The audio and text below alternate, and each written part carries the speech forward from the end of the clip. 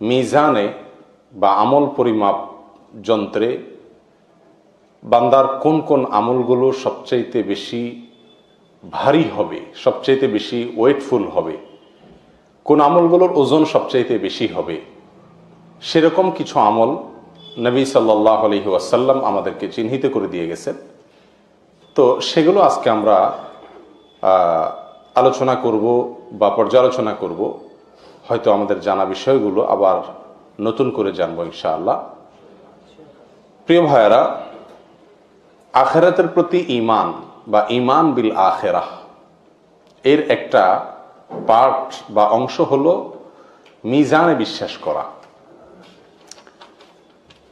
আখিরাতের যে সমস্ত পর্বগুলো থাকবে, প্রতিটি মানুষকে যে সকল পর্বগুলো মোকাবেলা করতে হবে বা অতিক্রম করে তারপরে তার চূড়ান্ত গন্তব্যে যেতে হবে, তার ভেতরে একটি পার্ট হলো মিজান। এই মিজান শব্দের একেবারে আক্ষরিক অর্থ হলো পাল্লা। আজকের যত রকম পরিমাপ করার যন্ত্র আছে, দাড়ি পাল্লা থেকে নিয়ে এর সবগুলোই মিজান এক কথায় বলা হয়। আমল পরিমাপের সেই যন্ত্র কেমন হবে সে সম্পর্কে শুধু ছোট্ট একটি ধারণা আমাদেরকে দেওয়া হয়েছে হাদিস থেকে। নবী আলাইহিস সালামের হাদিস থেকে বোঝা যায় যে তার দুটি পার্ট থাকবে, দুটি পার্শ্ব থাকবে। এক পাশে নেকামল, অপর পাশে বদামল রাখা হবে। এক হাদিসে পাল্লার আকৃতি, ধরন সম্পর্কে কিছুটা ধারণা দেওয়া হয়েছে। নবী আলাইহিস সালাম তিনি বলেছেন যে ইউদাউল মিজান ও ইয়াউমাল কিয়ামাহ, কিয়ামতের দিন আল্লাহ সুবহানাহু ওয়া তাআলা মিজান স্থাপন করবেন বান্দার আমল মাপার জন্য। আর ফালা উজিনা ফিহিস সামাওয়াতু ওয়াল আরদু লাসাআত, যদি আসমান এবং জমিন এই সব কিছুকে একসঙ্গে উঠায় দেওয়া হয় সে পাল্লায়, এত বৃহৎ হবে যে ওই পাল্লা সেটাকেও মাপতে সক্ষম, এত বিশাল হবে, এত বড় হবে। ফাতাকুলুল মালাইকা, তখন ফেরেশতারা আল্লাহ তাআলাকে বলবেন, ইয়া রব লিমান ইয়াজিনু হাযা, এত বিশাল এই পাল্লার আয়োজন, এটা কাকে পরিমাপ করবে বা কি পরিমাপ করবে?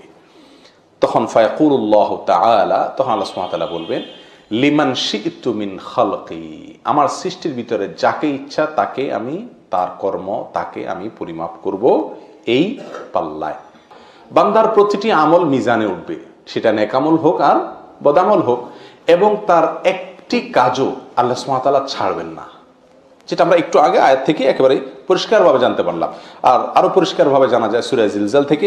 আল্লাহ সুবহানাহু ওয়া তাআলা বলেছেন, ফামান ইয়ামাল মিসকালা যাররাতিন খায়রান ইয়ারাহ ওয়া মান ইয়ামাল মিসকালা যাররাতিন শাররান ইয়ারাহ, বিন্দু পরিমাণ যদি, দাররা পরিমাণ যদি ভালো কাজ করে সে ওটা দেখতে পাবে। আল্লাহ সুবহানাহু ওয়া তাআলা কোনো কিছুকে কি করবেন না, নষ্ট করবেন না, সবকিছুকে হাজির করবেন, ভালো হোক অথবা মন্দ হোক।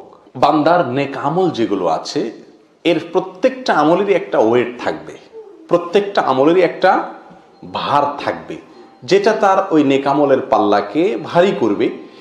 এখন ভালো কাজের ভিতরে সবচাইতে ওজনে ভালো কাজ কোনগুলো? আমরা এখানে যে ভালো কাজগুলো আজকে আপনাদের সামনে পেশ করব নবী আলাইহিস সালামের হাদিসের আলোকে, সেগুলো মূলত সবই বলতে গেলে নফল আমল। কোনো কোনো ক্ষেত্রে বলা যেতে পারে ঈমান সংক্রান্ত বিষয় আছে, এর বাইরে বেশিরভাগই হলো নফল আমল মূলত।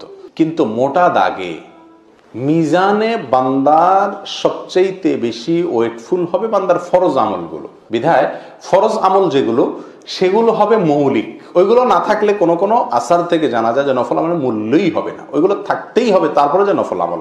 আর ওইগুলোর ওজন হবে সবচাইতে বেশি, যেটা বলাই বাহুল্য। এগুলো হলো ফরজ বাদে যে নফল আমল সেগুলোর কথা। যাই হোক, তার ভিতরে সর্বপ্রথম যে আমলটি মিজানের পাল্লাকে সবচাইতে বেশি ভারী করবে সেটা হবে তাহলিল। তাহলিল, তাহলিল কি? লা ইলাহা ইল্লাল্লাহ, লা ইলাহা ইল্লাল্লাহ এই বাক্যটি, এটি হবে মিজানের পাল্লায় সবচাইতে ওজনী বাক্য। কোন কোন বর্ণার ভাষ্য অনুযায়ী কালিমায়ে শাহাদাত পুরাটুকু চলে আসে, আশহাদু আল্লা ইলাহা ইল্লাল্লাহু ওয়া আশহাদু আন্না মুহাম্মাদার রাসূলুল্লাহ, এই পুরাটুকুই চলে আসে। এই বাক্যটুকু হবে কিয়ামতের ময়দানে স্থাপিত মিজানের সবচেয়ে ভারী আমল। এবং এ বিষয়ে একটি নয়, বহু হাদিস নবী আলাইহিস সালাম থেকে বর্ণিত হয়েছে। তার ভিতরে আমরা শুধু একটি হাদিস যদি পেশ করি এখানে আজকে, সেটি ইনশাআল্লাহ যথেষ্ট হবে। সুনানে তিরমিজি এবং মুসনাদে আহমদে বর্ণিত হয়েছে, নবী আলাইহিস সালাতু ওয়াস সালাম বলেছেন যে কিয়ামতের দিন আল্লাহ সুবহানাহু ওয়া তাআলা একটি লোককে ডাকবেন সমস্ত সৃষ্টি জগতের সামনে, সকলের সামনে উপস্থিত করে আল্লাহ সুবহানাহু ওয়া তাআলা তার 99টি বদামল নামা পেশ করবেন। তার সারা জীবনের যত কুকর্ম আছে, সারা জীবনের যত অপরাধ আছে, এগুলোর হিসাবের যে দপ্তর, সেটার 99টি দপ্তর আল্লাহ সুবহানাহু ওয়া তাআলা হাজির করবেন। হাজির করে তার সামনে উপস্থিত করবেন, যার এক একটি দপ্তর চোখের যতদূর চোখ যায় ততদূর পর্যন্ত বৃহৎ, তত বড় হবে তার এক একটি দপ্তর। এরকম 99টি দপ্তর হাজির করবেন ওই লোকের, এত বেশি অপরাধ তার জীবনে ছিল। সুম্মা ইয়াকুল, এরপরে আল্লাহ সুবহানাহু ওয়া তাআলা বলবেন যে আতুনকিরু মিন হাযা শাইআ, তুমি কি এই যে দপ্তরগুলোতে যা লেখা আছে তুমি এসব করেছো বলে আমার ফেরেশতারা সংরক্ষণ করেছেন, এই ফেরেশতাদের লেখা তাদের সংরক্ষিত এই হিসাব, এর বিষয়ে তোমার কোনো সন্দেহ আছে কিনা, বা এর কোনোটিকে তুমি কি অস্বীকার করো, তোমার বক্তব্য কি? আল্লাহর আদালতে তার জবানবন্দি নেওয়া হবে।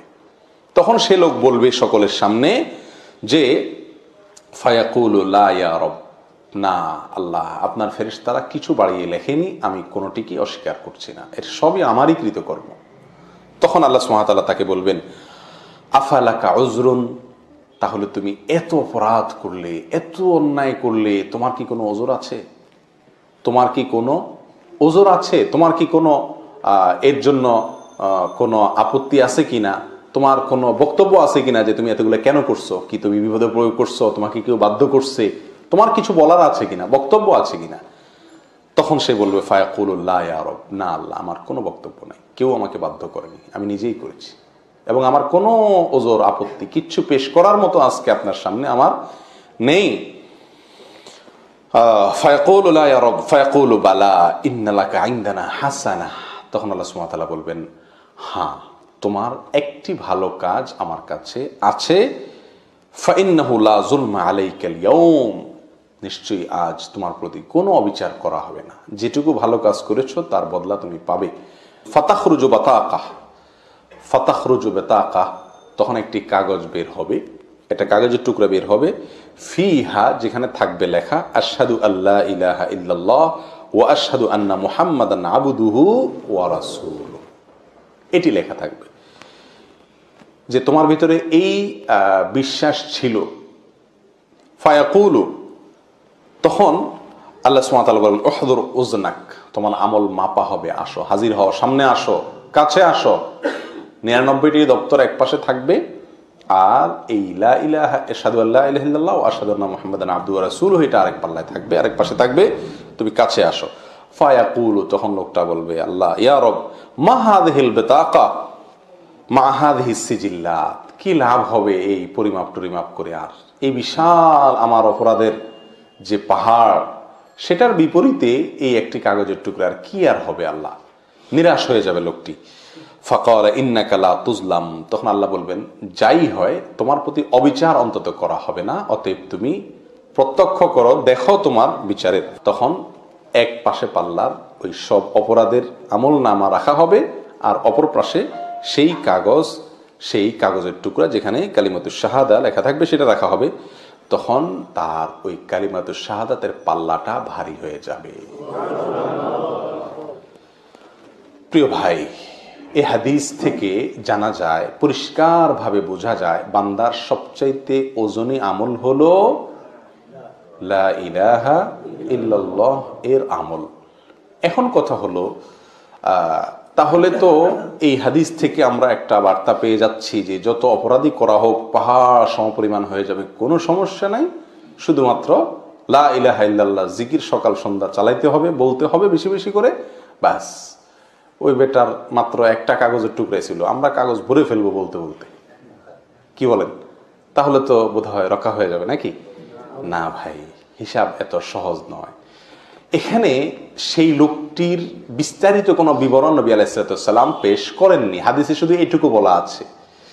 এখানে কি লোকটার ওই আশহাদু আল্লা ইলাহা ইল্লাল্লাহ ওয়া আশহাদু আন্না মুহাম্মাদুর রাসূলুল্লাহ, মুহাম্মাদান আবদুহু ওয়া রাসূলুহু, এটা সে মুখে বলছে আর তাতে মুক্তি পেয়ে গেছে, ব্যাপারটি সেরকম, নাকি এর ঈমানটুকু তার কাছে অনেক হাই লেভেলের ছিল সেজন্য সে রক্ষা পেয়ে গেছে, নাকি আল্লাহ সুবহানাহু ওয়া তাআলা রহম করে তার এটার ওজন আরো বাড়িয়ে দিয়ে তাকে রক্ষা করেছেন, এর বিস্তারিত কোনো বিবরণ আমাদেরকে হাদিসে নবী আলাইহিস সালাম দেন নাই।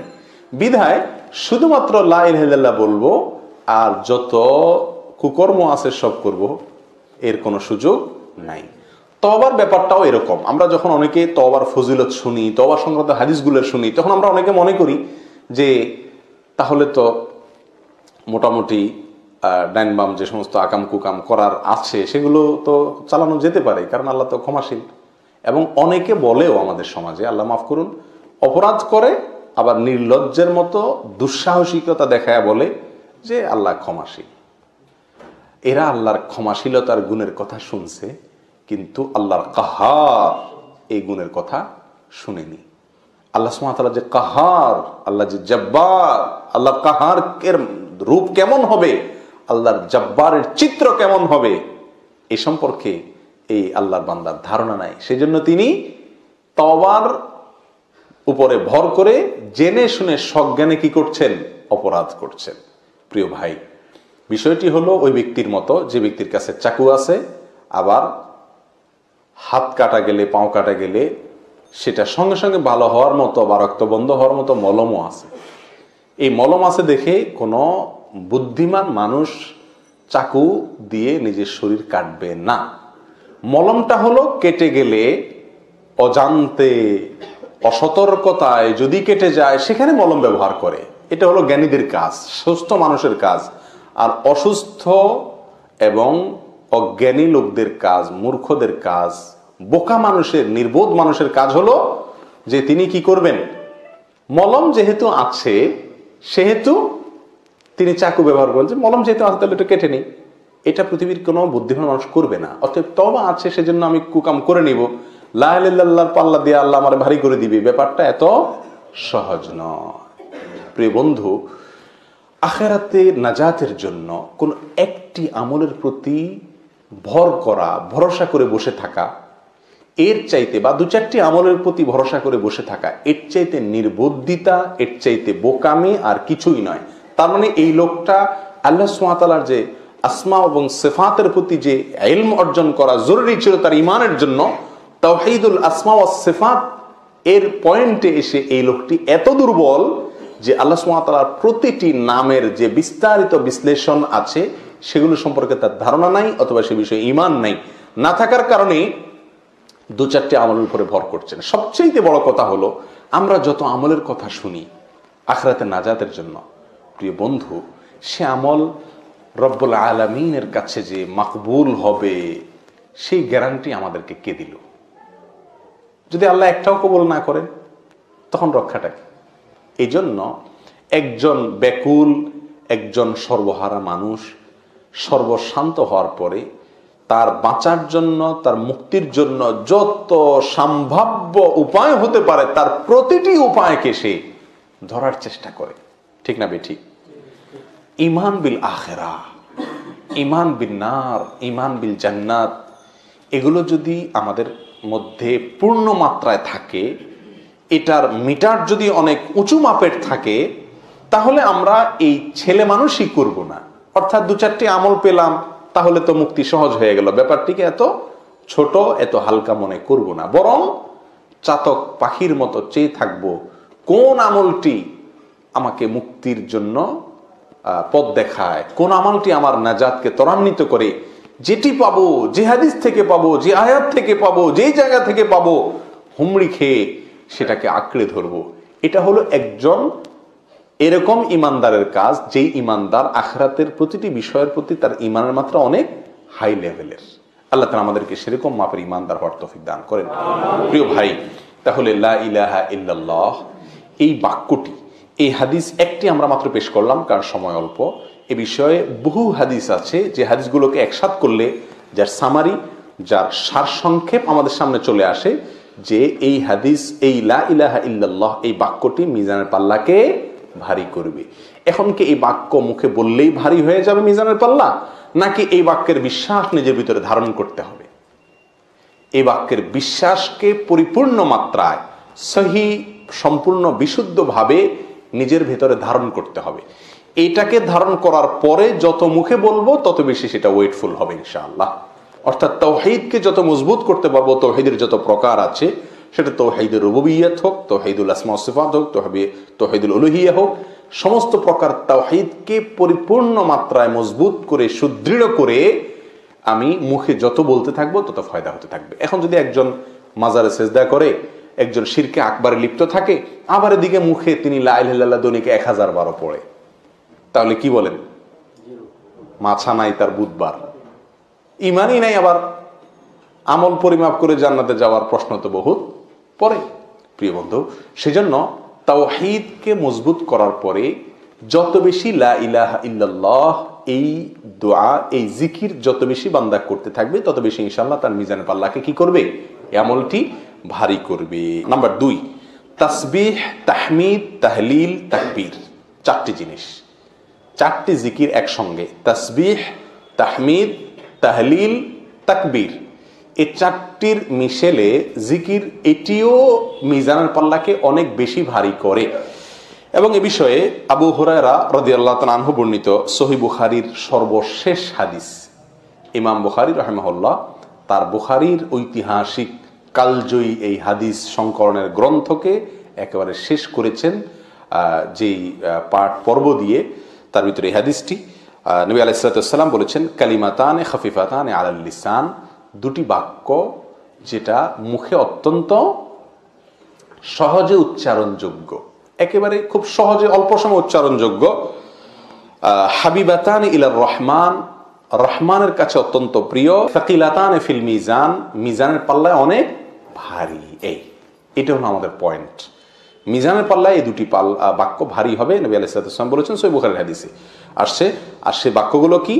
সুবহানাল্লাহি ওয়া বিহামদিহি, সুবহানাল্লাহিল আযীম। এখানে আমরা তাসবিহ পেলাম এবং তাহমিদ পেলাম, 2টি পয়েন্ট পেলাম। আমরা 4টি জিকিরের কথা বলেছি যেগুলো মিজানের পাল্লায় আমাদের নেকামলকে অনেক ভারী করবে। তার ভিতরে এই তাসবিহ এবং তাহমিদ এখানে পেয়ে গেলাম, সুবহানাল্লাহ এবং আলহামদুলিল্লাহ। আলহামদুলিল্লাহ প্রসঙ্গে পৃথক একটা স্বতন্ত্র হাদিস আছে, যেটা আমরা অনেকে জেনে থাকবো, যেটা সহিহ মুসলিমে আসছে। নবী আলাইহিস সালাম বলেছেন, আবু মালিক আল আশআরী রাদিয়াল্লাহু তাআলা বর্ণনা করেছেন যে, আত-তুহুরু শাতরুল ঈমান ওয়াল হামদুলিল্লাহি তামলাউল মিজান। আলহামদুলিল্লাহ এই বাক্যটি মিজানকে পরিপূর্ণ করে দিবে, ভরে দিবে একেবারে। তাহলে বোঝা গেল এই তাসবিহ, তাহমিদ, তাকবীর, তাহলিলের ভেতরে তাহলিল 1 নম্বরে আছে, এটা তো গেলেই আমরা তাহলিলের কথা। আর বাকি 3টার ভেতরে তাহমিদ, এটার গুরুত্ব অপরিসীম, এটা মিজানের পাল্লাকে ভরে দিবে। তাহমিদের আমল কত সহজ আমল, কোনো বসে করার দরকার নাই, নির্দিষ্ট সংখ্যায় যখন করার কথা আছে তখন বলবো, বাকি যেখানে নির্দিষ্ট সংখ্যা নাই সেখানে আমি উন্মুক্তভাবে স্বাধীনভাবে বলতে পারছি।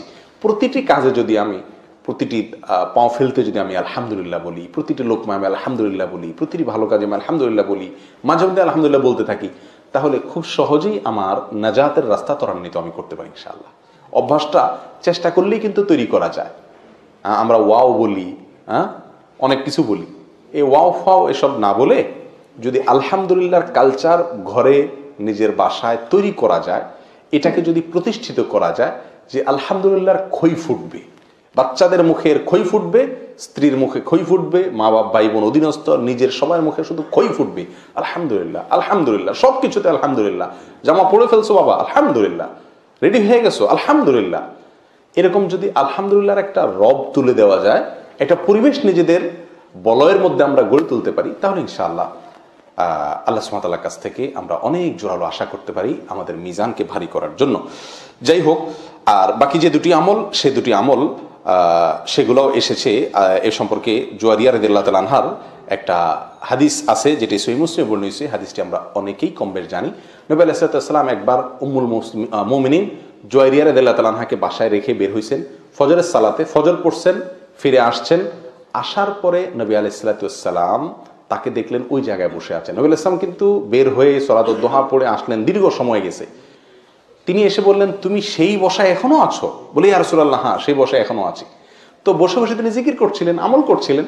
নবী আলাইহিস সালাম তাকে বলেছিলেন, উম্মুল মুমিনিন জুয়ারিয়াকে, দেখো তুমি এতক্ষণে যত আমল করলে, যত জিকির করলে, যত দোয়া করলে, আমি 4টি মাত্র বাক্য 3 বার আমি পাঠ করে যেই পরিমাণ সওয়াবের ভার আমি তৈরি করেছি, আল্লাহর কাছে জমা রেখেছি, সঞ্চয় করেছি, তোমার এই পুরো সময়ের নেক আমলের চাইতে ওইটা ভারী। সুবহানাল্লাহি ওয়া বিহামদিহি আদাদা খালকিহি ওয়া রিদা নাফসিহি ওয়া জিনাতা আরশিহি ওয়া মিদাদা কালিমাতিহি। 4টি বাক্য, সুবহানাল্লাহি ওয়া বিহামদিহি আদাদা খালকিহি, অর্থাৎ আল্লাহর পবিত্রতা এবং প্রশংসায় বর্ণনা করছি তার যত সৃষ্টি জগতের যত সদস্য আছে, 18,000 মাখলুকাত না, যত আছে তত পরিমাণে, ওয়া রিদা নাফসিহি, এবং তত পরিমাণে যত পরিমাণ হলে আল্লাহ সন্তুষ্ট হয়ে যান, অত পরিমাণে আল্লাহর আমি পবিত্রতা এবং প্রশংসা বর্ণনা করছি। ওয়াজিনাতা আরশি, 3 নম্বর হলো আল্লাহর আরশের ওজন পরিমাণে আল্লাহর প্রশংসা এবং পবিত্রতা বর্ণনা করছি। 4 নম্বর অমিদাদা কালিমাতিহি, আল্লাহর যত কালিমাত আছে, তার যত কালি আছে সেটার সম পরিমাণে, ওটা লিখতে যত কালির প্রয়োজন হবে সেটার সম পরিমাণে আমি আল্লাহর পবিত্রতা এবং প্রশংসা বর্ণনা করছি। প্রিয় বন্ধু, এই আমলটি আজ থেকে আমরা যারা অভ্যাস আছে আলহামদুলিল্লাহ তো ভালো, আর যাদের অভ্যাস নেই তারা করে নি, সকালে ফজরের পরে এবং সন্ধ্যায় 3 বার করে সুবহানাল্লাহি ওয়া বিহামদিহি আদাদা খালকি ওয়া রিদা নাফসি ওয়া জিনাতা আরশি ওয়া মিদাদা কালিমাতি। করবো তো ইনশাআল্লাহ, একেবারে পাক্কা প্রতিজ্ঞা করে নেই, আমাদের প্রিয়জনদেরকে শিখিয়ে দিই ইনশাআল্লাহ বিদিনিল্লাহ। তাহলে এই বাক্যের ভিতরে ওই যে তাকবীর, তাহমিদ, তাহলিল এগুলো আছে। 3 নম্বর আমল হলো 5 ওয়াক্ত সালাতের পরে যে সমস্ত জিকিরগুলো আছে, দোয়াগুলো আছে, সেগুলোকে নিয়মিত করা এবং করার চেষ্টা করা। আমরা তো হুট করে সালামটা ফিরে পারলেই দৌড় দিয়ে কখন যাব, বাঁচাবো সেই চেষ্টা করি, যান বাঁচানোর চেষ্টা করি।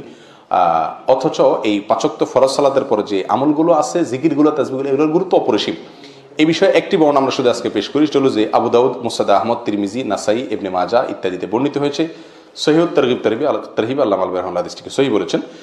আব্দুল্লাহ ইবনে আমর রাদিয়াল্লাহু তাআলা আনহু বর্ণনা করছেন নবী আলাইহিস সালাম থেকে, তিনি বলেছেন যে 2টি অভ্যাস আছে বান্দার, এটা যদি কোনো মুসলিম বান্দা সংরক্ষণ করে, এটাকে নিয়মিত করে, এটাকে ধরে রাখে, কন্টিনিউ করে, এটাকে না ছাড়ে, তাহলে সে জান্নাতে প্রবেশ করবেই। তার জন্য জান্নাতে প্রবেশ করা সহজ হবে, জান্নাতে সে প্রবেশ করবেই। এবং সে 2টি আমলের দোনোটি আমল অত্যন্ত সহজ, অত্যন্ত সহজ। অথচ নবী আলাইহিস বলছেন যে খুব কম মানুষই সে কাজটা, সে আমলগুলো করে। কি সেটা?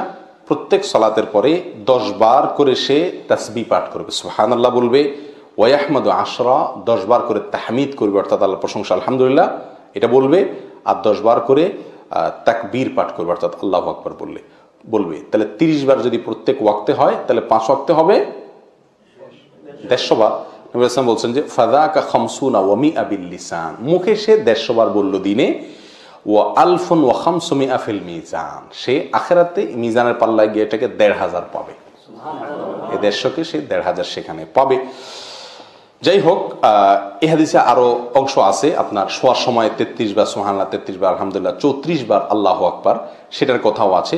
সেটাও যদি কেউ পড়ে তাহলে সেটাও সমহারে মিজানের পাল্লায় সে অতিরিক্ত আল্লাহ সুবহানাহু ওয়া তাআলার কাছে পাবে। তাহলে এটি একটি আমলের কথা বলা হয়েছে। এর বাইরেও যত আমল আছে 5 ওয়াক্ত সালাতের প্রত্যেকটা ফরজ সালাতের পরে সেগুলোকে, জিকিরগুলোকে, দোয়াগুলোকে বেশি বেশি করলেই মিজানের পাল্লা ইনশাআল্লাহ ভারী হবে। নাম্বার 4, সন্তান যদি ছোট অবস্থায় মারা যায় আর বাবা যদি সবর করতে পারেন, বাবা মা যদি সবর করতে পারেন, তাহলে এই আমলটি যে সবর করলেন, এই সবরটি স্পেশালি, যে কোনো সবরই ওয়েটফুল, কিন্তু এই সবরটি স্পেশালি তার মিজানের পাল্লাকে অনেক ভারী করে দিবে। আল্লাহ তাআলা আমাদের কাউকে বিপদ না দেখ, যদি এসে যায় তাহলে সবরের শক্তি আল্লাহ দেখ, সামর্থ্য আমাদেরকে দেখ। এক সাহাবী তার ছোট বাচ্চাকে অনেক ভালোবাসতেন, এত বেশি ভালোবাসতেন, কিছু কিছু বাবা আছেন যারা ভালোবাসাকে লুকাতে পারেন না, প্রকাশ হয়ে যায়, অনেক বেশি ভালোবাসেন সন্তানকে। তিনি 4 ছোট শিশুকে নবী আলাইহিস সালামের কাছে নিয়ে আসতেন।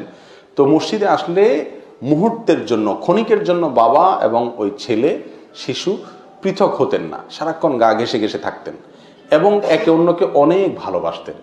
তো একবার জিজ্ঞাসা করা হয়েছে তাদেরকে যে তোমরা এই অবস্থা হয় মসজিদে নববীতে আসলে, তাহলে বাসা বাড়িতে কি হাল, মানে তোমাদের ভালোবাসার মাত্রা, তাহলে এই যে এই মিল, এটা সেখানে আরো কত বেশি হবে। একদিন হঠাৎ লোকটি আসলো, বাচ্চাটা তার সাথে আর নাই। নবী করিম সাল্লাল্লাহু আলাইহি ওয়াসাল্লাম তখন জিজ্ঞেস করলেন, কি ব্যাপার, তোমার ছেলে কই? মুখটাও খুব মলিন। তখন বললেন, ইয়া রাসূলুল্লাহ, সে তো মারা গেছে। তো খুব মনে কষ্ট, অনেক আঘাত, ছোট শিশু, আবার যদি খুব আদরের হয় তাহলে তার মৃত্যু, তার বিয়োগ অনেক কষ্টের কারণ। খুব মনে কষ্ট, খুব দুঃখ তার মনে। দুঃখ প্রকাশ করার পরে নবী করিম সাল্লাল্লাহু আলাইহি ওয়াসাল্লাম বলছেন, আচ্ছা তোমার ছেলেটা বেঁচে থাকলে তোমার জন্য ভালো লাগতো, তোমার ভালো লাগতো, আর যদি এই ছেলেটা মারা গেল, কি মনে করো, তুমি যদি মারা যাও এবং তুমি জান্নাতের সামনে যাওয়ার পরে যেই দুয়ার দিয়ে যাও, সেই দুয়ার দিয়েই তোমার ছেলে তোমার জন্য দরজা খুলে দেয়, কোনটা ভালো হবে?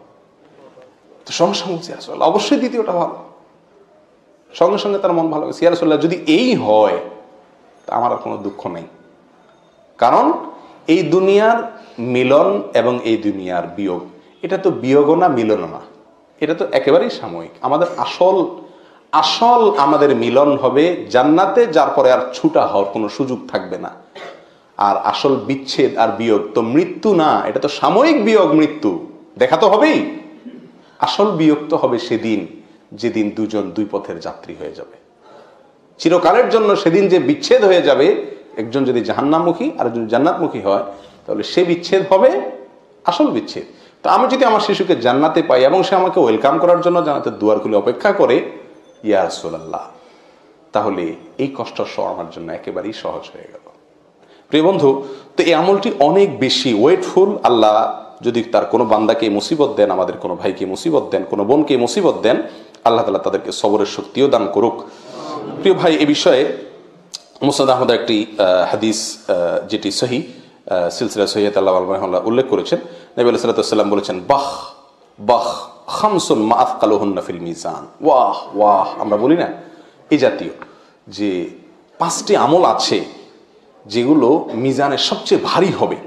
তার ভিতরেও যে লা ইলাহা ইল্লাল্লাহ, আল্লাহু আকবার, সুবহানাল্লাহ, আলহামদুলিল্লাহ 4টি, আর ওয়াল ওয়ালাদুস সালিহ ইয়াতাওয়াফা ফায়াহতাসিবুহু ওয়ালিদুহু।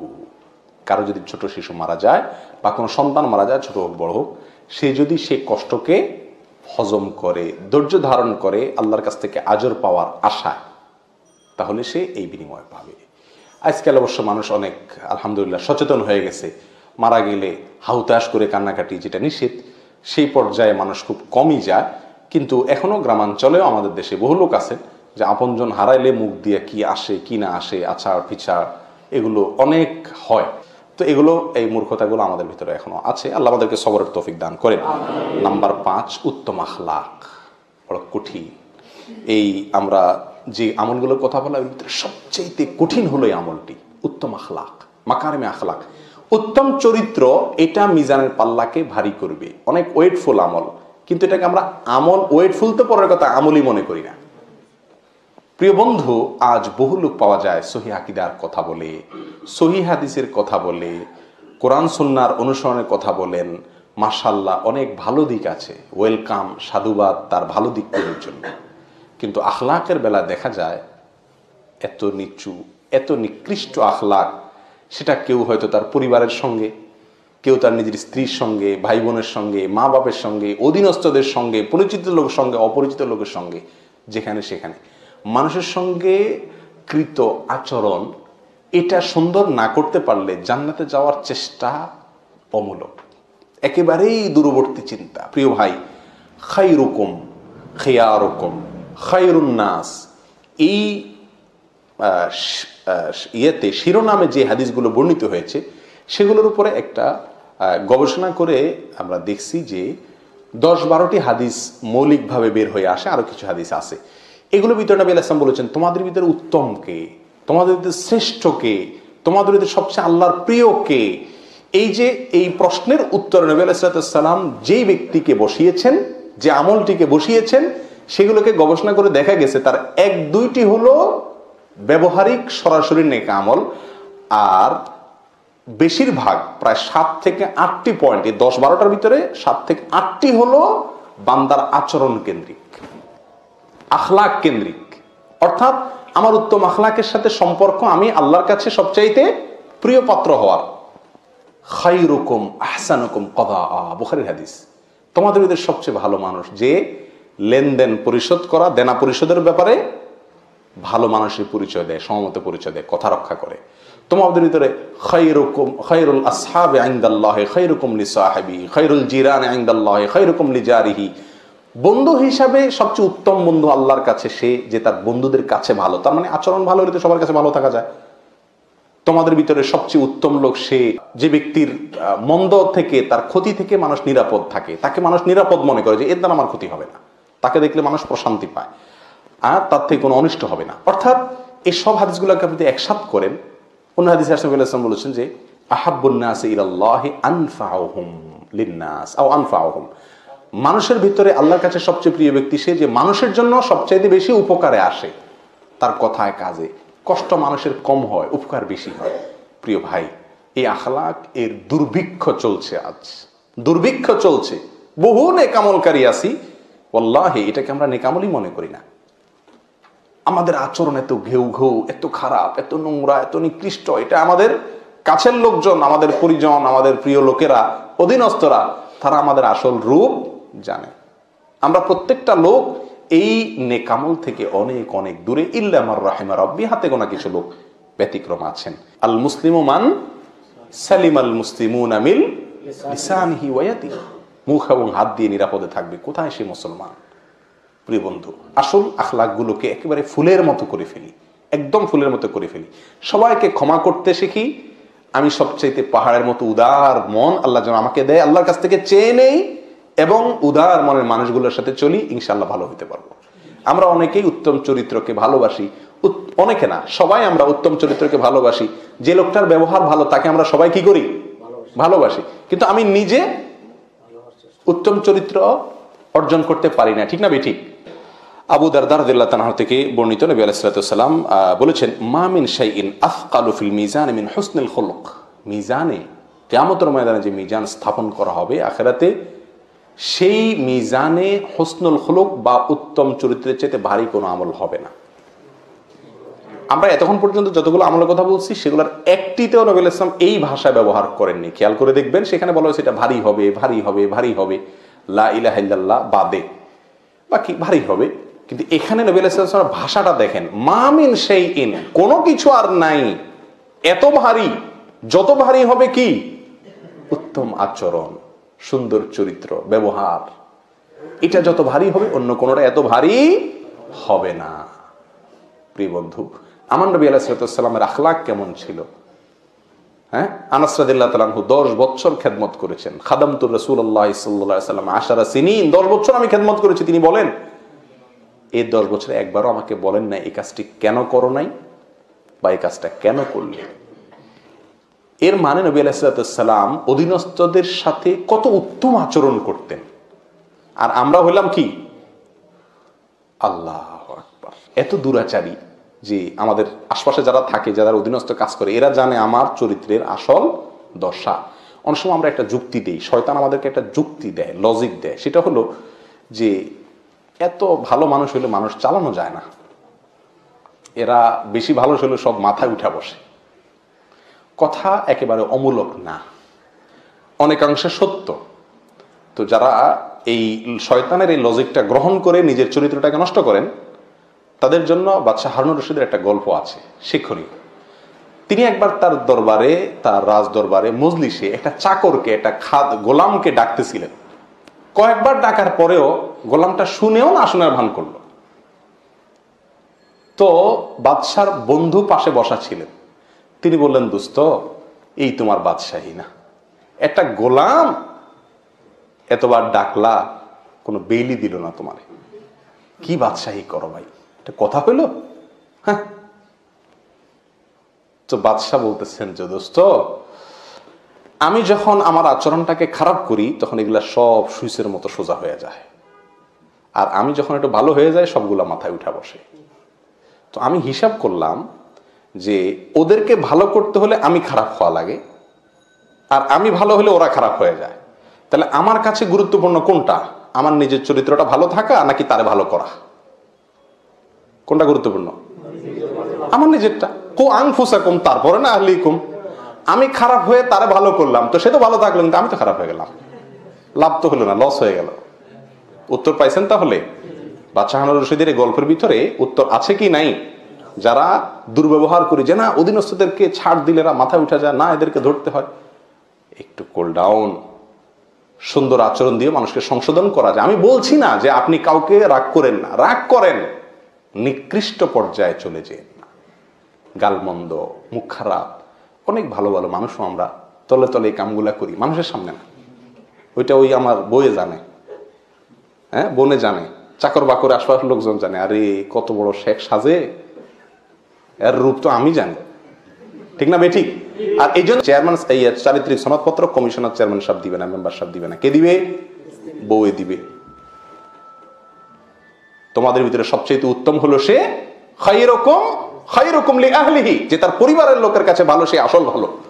আজকে যা বউরে জিজ্ঞেস করবেন, পরিবার লোকদের জিজ্ঞেস করবেন যে আসলে ইমানে আমানে বলো আমি কি ভালো কিনা। যদি বলে হ্যাঁ, একেবারে দিল থেকে বলতে তুমি চাইছে তুমি একটা ভালো মানুষ, তাহলে আপনি আসলেই ভালো। আর যদি বলে যে তোমার ভালো রূপ তো আমি জানি, তাহলে বুঝলেন আপনি আর ভালো হতে পারলেন না। তাহলে এই হাদিসগুলোকে আমরা সামনে রাখলে দেখি প্রিয় বন্ধু, ভালো হওয়াটা অধিক তাসবিহ, অধিক তাহলিল, বিশেষ নফল নামাজ, বিশেষ দান সদকা, এগুলোর সাথে যতটা সম্পর্কযুক্ত, তার চাইতে কোন দিক থেকে, সব দিক থেকে কোন দিক থেকে অনেক বেশি সম্পর্কযুক্ত হলো আমার কিসের সাথে? আচার আচরণের সাথে। এটা আমার মিজানের পাল্লা আমার নেকামলকে অনেক ওজনই করে দিবে। তাহলে আমি কেন আমার মিজানের পাল্লা, আমার আমলকে আমি হালকা করব? চরিত্র চেঞ্জ করবো তো ইনশাআল্লাহ। আল্লাহ আমাদেরকে তৌফিক দান করুন। প্রিয় বন্ধু, ওর চরিত্রকে সুন্দর করার জন্য দুটি পয়েন্টের কথা বলেছিলাম। নাম্বার 1, যাদের ঘেউ ঘেউ করার অভ্যাস আছে, এই চাড়াল মার্কা মানুষের সাথে কম চলবেন। ভালো উত্তম ব্যবহারের যে মানুষগুলো আছে তাদের সাথে বেশি চলবেন। ডাইভার্ট করে আপনার ভিতরে ইনশাআল্লাহ ভালো গুণটা আসবে। আর নবী আলাইহিস সালাম যে দোয়া শিখাইছেন সে দোয়াটা আমরা বেশি করবো ইনশাআল্লাহ। আর এই দোয়াটা বিভিন্ন হাদিসে বর্ণিত হয়েছে, সহিহ মুসলিমে বর্ণিত হয়েছে, তার ভাষাটা একটু ব্যতিক্রম। তিরমিজিতে এবং মুসনাদে আহমদে বর্ণিত হয়েছে, তার ভাষাটা একটু ব্যতিক্রম, কিন্তু মূল বিষয় একই। দোয়াটি হলো এই, আল্লাহুম্মা হদিনি লিআহসানিল আখলাক।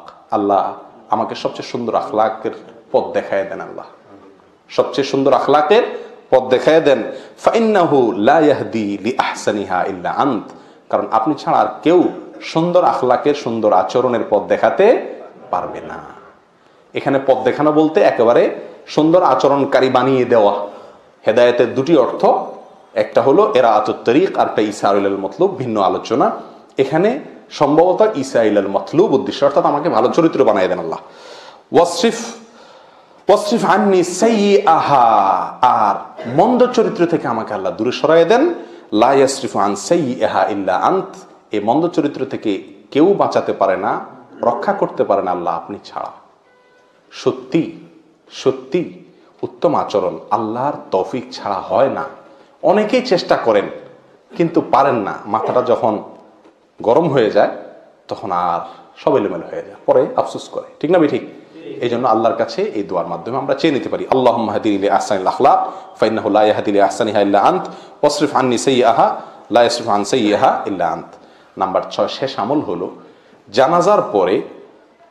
জানাজার পরে লাশের পেছনে পেছনে যে দাফন করে শেষ হওয়া পর্যন্ত অপেক্ষা করা। একটি আমল, জানাজা একটি আমল। জানাজার পরে লাশের পেছনে পেছনে কবরস্থান পর্যন্ত যাওয়া, দাফন শেষ হওয়া পর্যন্ত অপেক্ষা করা। এই আমলটা কিন্তু এখন বিলুপ্তির পথে। আমাদের দেশে অনেক কমই দেখা যায়। জানাজায় আমরা অনেকে হাজির হই মাশাআল্লাহ, কিন্তু জানাজার পরে লাশের পেছনে পেছনে যাওয়া কবরস্থান পর্যন্ত, সেটা একান্ত কাছের লোকজন ছাড়া, দায় না থাকলে আমরা যেতে চাই না। অপরিচিত লোকের জানাজার পিছনে আপনি কবরস্থান পর্যন্ত গেছেন, এরকম ঘটনা জীবনে কয়বার হয়েছে? খুব কম লোকই পাওয়া যাবে। কিন্তু সৌদি আরবে আলহামদুলিল্লাহ আমলটা প্রচুর পরিমাণে আমরা দেখি, পাওয়া যায় যে কোনো লোকের ইয়ের পিছনে হাতে সময় থাকলে কবরস্থান পর্যন্ত যে দাফন পর্যন্ত আমরা অপেক্ষা করি। কিসের জন্য? এই সওয়াবের জন্য। এটা অনেক ওয়েটফুল আমল। নবী আলাইহিস সালাম বলেছেন, মুসনাদ আহমদে বর্ণিত হয়েছে, আল্লাহ আলবানী হাদিসকে সহিহ বলেছেন, নবী সাল্লাল্লাহু আলাইহি ওয়াসাল্লাম বলেছেন, মান তাবিআ জানাজাতান হাত্তা ইউসাল্লা আলাইহা, যে ব্যক্তি কোনো জানাজার পিছে পিছে যায়, জানাজার সালাত শেষ হওয়া পর্যন্ত, ওয়া ইয়াফরাগা মিনহা, সালাতের পরে শেষ হলো, ফালাহু কিরাতানি, সে ব্যক্তি 2 কিরাত পাবে।